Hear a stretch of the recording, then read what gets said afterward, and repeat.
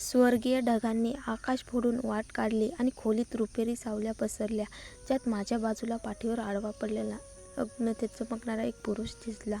अर्जुन. मी अविश्वासाने श्वास रोखत पुटपुटले. शब्द माझ्या ओठावरून मोह कुजबूज सारखे निसटले, जणू माझ्या आवाजाने त्याची झोप मोडली. त्याचे डोळे हळूहळू उघडले. त्याच्या तेजस्वी करड्या डोळ्यांनी मंद प्रकाशात चमकणाऱ्या रत्नासारखे माझ्याकडे पाहिले. झोपलेले त्याचे डोळे माझ्या चेहऱ्यावर फिरफिरले, जणू त्याला दिसते त्यावर विश्वासच बसत नव्हता. आणि तो कपाळावर आड्या घालून म्हणाला, श्रेया. अर्जुनच्या आश्चर्यचकित आवाजाने माझ्या गुडघ्यातली ताकदच गेली. देवाचे आभार की मी आधीच बेडवर होते, नाहीतर थंड कडक जमिनीने मला पकडले असते. मी काही बोलायला तोंड उघडले, पण त्याची नजर माझ्या उरुजावर स्थिरावली आणि माझे शब्द हवेतच अडकले. क्षणात माझा मेंदू कोरा झाला. मला काय बोलायचे होते ते सगळं विसरले गेले. त्याच्या कामुक नजरेने माझ्या अंगात नव्या पातळीची आग पेटवली. माझ्या मांडीमध्ये जाणवणारी ओलसरता आणखी स्पष्ट झाली. त्याची नजर खाली सरकली आणि मी तिच्या मागे पाहिले आणि जिथे ती थांबली तिथे माझी नजरही थबकली आणि मी थबकून गेले. माझ्या हातात अजूनही त्याची कडक ताठ देहयष्टी घट्ट पकडली होती. मी अविश्वासाने आवाज काढला, पण तो आक्रोशापेक्षा जास्त कहारण्यासारखा वाटला. अर्जुनने एकेकाळी खोल श्वास घेतला. मग त्याने दात घट्ट दाबले आणि डोळे मिटले. माझा चेहरा लाजेने लाल झाला. मी माझे हात मागे घेतले, जे अजूनही त्याला स्पर्श करत होते. ते करताच त्याच्या अंगात एक झटका गेला. त्याच्या ओठातून विरोधी कराह बाहेर पडली. त्याने पुन्हा डोळे उघडले आणि जेव्हा माझ्याकडे पाहिले, त्याच्या नजरेतील इच्छा खोलीत पसरलेल्या रुपेरी चांदण्यापेक्षाही अधिक तेजस्वी होती. आपण किती वेळ एकमेकांकडे पाहत होतो हे मला कळलेच नाही. जर मी त्याला स्पर्श केला नसता, त्याच्या अंगातील उष्णता माझ्या त्वचेवर जाणवली नसती, तर मी त्याला फक्त माझ्या कल्पनेचा भास मानला असता.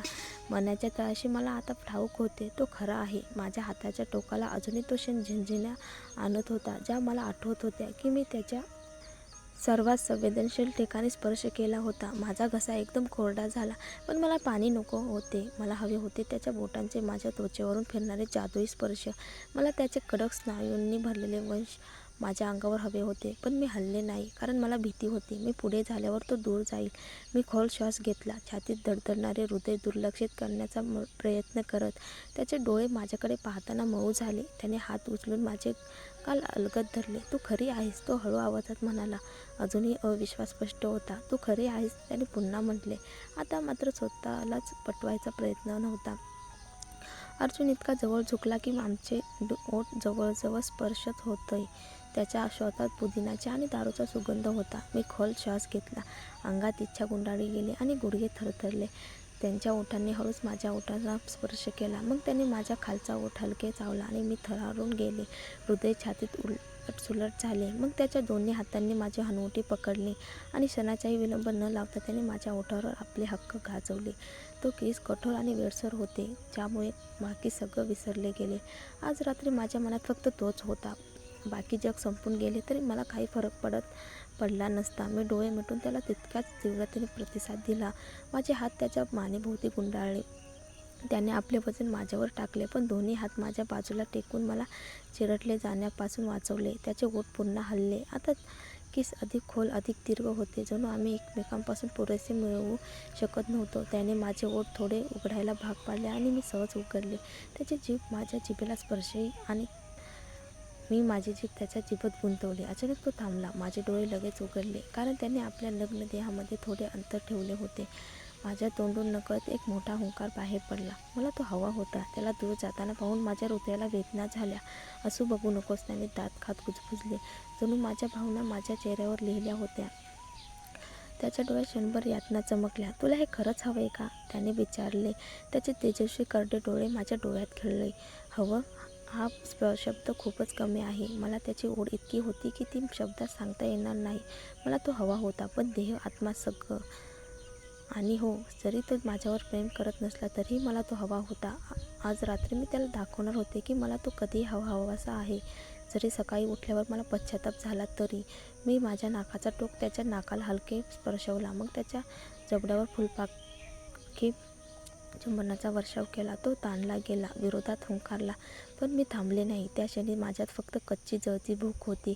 रात्र गडद झाली होती. बाहेर शांतता पसरली होती, पण घरातील वातावरणात एक अजब उष्णता जाणवत होती. श्रेया खिडकीजवळ उभी होती. चंद्रकिरण तिच्या चेहऱ्यावर पडले होते, जणू तिच्या प्रत्येक भावनेला उजाळा देत होते. अर्जुन शांतपणे तिच्याकडे चालत आला. त्याच्या पावलांचा आवाज हलका होता, पण त्याच्या नजरेतली तीव्रता तिच्या अंगावर रोमांच उभे करत होती. श्रेया, त्याचा आवाज खोल पण थरथरत होता. ती हळूच वळली. दोघांच्या नजरा एकमेकात गुंतल्या. क्षणभर शब्द हरवले. फक्त श्वासाची धडधड ऐकू येत होती. अर्जुन पुढे आला. तिच्याजवळ उभा राहिला. त्याच्यामधली ती न बोललेली ओढ जणू हवेतच ताणली गेली होती. त्याने हात पुढे करून तिच्या केसांच्या काही बटा हलकेच कानामागे सारले. तुला माहीत आहे ना, मी तुला किती दिवसांपासून सांगायचं ठरवलं होतं. त्याच्या आवाजात हळवी तडफड होती. श्रेया काही न बोलता त्याच्याकडे पाहत राहिली. तिच्या डोळ्यात हलका भीतीचा पण त्याहून जास्त विश्वासाचा प्रकाश होता. अर्जुनने तिचा हात अलगद धरला आणि एका क्षणात तिला जवळ ओढलं.